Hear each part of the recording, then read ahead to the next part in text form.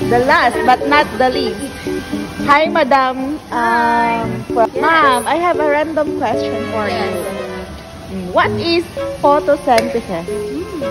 That's an interesting question. Let me think. Photosynthesis is when the photo of yours, and then when we expose it to the sun, it becomes synthesis. and when you combine it, it becomes photosynthesis, and that's when the plants grow like a wildflower. And I thank you.